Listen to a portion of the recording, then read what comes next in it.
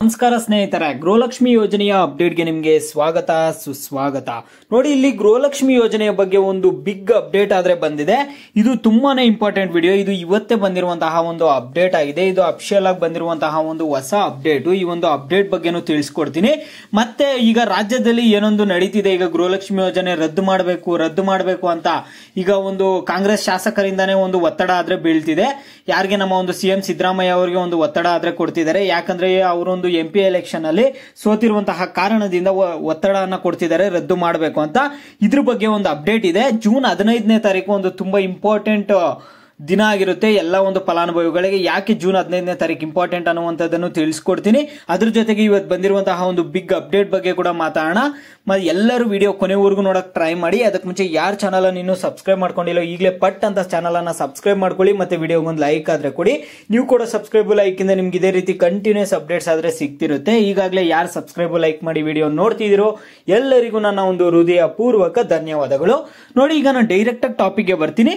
ಈಗ ಮೊದಲನೇದಾಗಿ ಜೂನ್ 15ನೇ ತಾರೀಕು ಬಗ್ಗೆ ಮತ್ತೆ ಗೃಹಲಕ್ಷ್ಮಿ ಯೋಜನೆ ರದ್ದಾಗಲ್ವಾ ಈ ಒಂದು ಟಾಪಿಕ್ ಬಗ್ಗೆ ಮಾತಾಡೋದಕ್ಕಿಂತ ಮುಂಚೆ ಈಗ ಇವತ್ತು ಬಂದಿರುವಂತಹ ಒಂದು ಬಿಗ್ ಅಪ್ಡೇಟ್ ಬಗ್ಗೆ ತಿಳಿಸ್ಕೊಟ್ಬಿಡ್ತೀನಿ. ನೋಡಿ, ಇಲ್ಲಿ ಏನಾಗಿದೆ ಅಂದ್ರೆ ಜುಲೈ ತಿಂಗಳಿನಿಂದ ಮಹಿಳೆಯರಿಗೆ ನೀಡುವ ಗೃಹಲಕ್ಷ್ಮಿ ಯೋಜನೆಯ ಹಣ ಅರ್ಜಿ ಸಲ್ಲಿಸಿದ ತೃತೀಯ ಲಿಂಗಿಗಳಿಗೆ ಸಹ ಸಿಗಲಿದೆ. ಜಿಲ್ಲಾಧಿಕಾರಿಗಳು ನೀಡುವ ತೃತೀಯ ಲಿಂಗಿ ಗುರುತಿನ ಕಾರ್ಡ್ ಪಡೆದುಕೊಂಡವರು ಅರ್ಜಿ ಸಲ್ಲಿಸಬಹುದು ಎಂದು ಇಲಾಖೆ ತಿಳಿಸಿದೆ.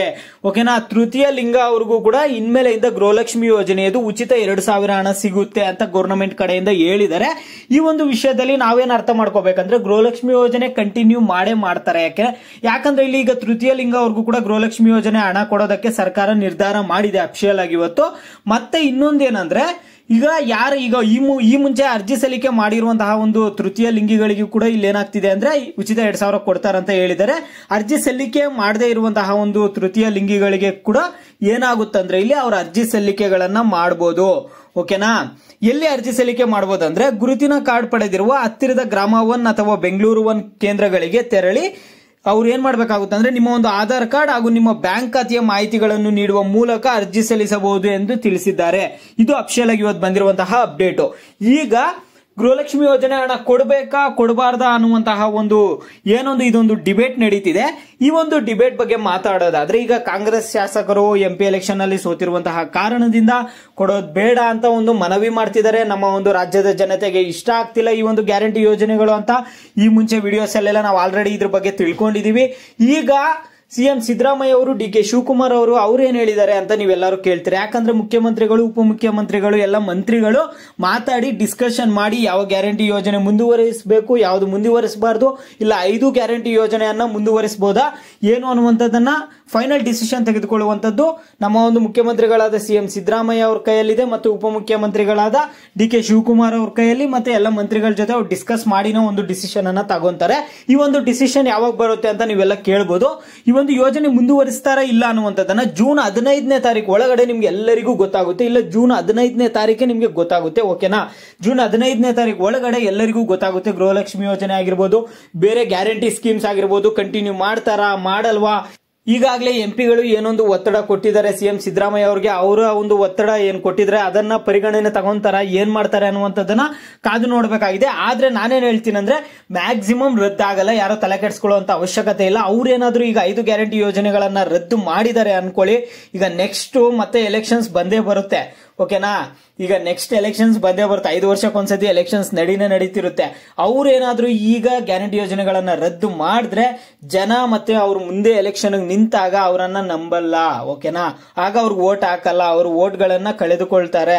ಆ ಒಂದು ಕಾರಣದಿಂದ ಅವ್ರ ಗ್ಯಾರಂಟಿ ಯೋಜನೆಗಳನ್ನ ಕಂಟಿನ್ಯೂ ಮಾಡ್ತಾರೆ. ಯಾರು ತಲೆ ಕೆಡಿಸ್ಕೋಬೇಡಿ. ಈಗಾಗಲೇ ಶಕ್ತಿ ಯೋಜನೆ ಬಗ್ಗೆ ಸಾರಿಗೆ ಸಚಿವರಾದ ರಾಮಲಿಂಗಾರೆಡ್ಡಿ ಅವರು ಹೇಳಿದ್ದಾರೆ. ಓಕೆನಾ, ಅವ್ರು ಕೂಡ ಒಂದು ಇನ್ಫಾರ್ಮೇಶನ್ ಅನ್ನು ತಿಳಿಸ್ಕೊಟ್ಟಿದ್ದಾರೆ. ನಾವು ಕಂಟಿನ್ಯೂ ಮಾಡ್ತೀವಿ ಶಕ್ತಿ ಯೋಜನೆ ಅಂತಿದ್ದಾರೆ. ಈಗ ಲಕ್ಷ್ಮೀ ಹೆಬ್ಬಾಳ್ಕರ್ ಅವರು ಕೂಡ ಗೃಹಲಕ್ಷ್ಮಿ ನಾವು ಕಂಟಿನ್ಯೂ ಮಾಡ್ತೀವಿ ಅಂತಾನೆ ಹೇಳ್ತಿದ್ದಾರೆ. ಈಗ ಉಚಿತ ಕರೆಂಟ್ ಬಂದ್ಬಿಟ್ಟು ಗೃಹ ಜ್ಯೋತಿ ಯೋಜನೆ ಆಲ್ರೆಡಿ ಉಚಿತ ಕರೆಂಟ್ ಎಲ್ಲರೂ ಬಳಕೆ ಮಾಡ್ತಿದ್ದಾರೆ.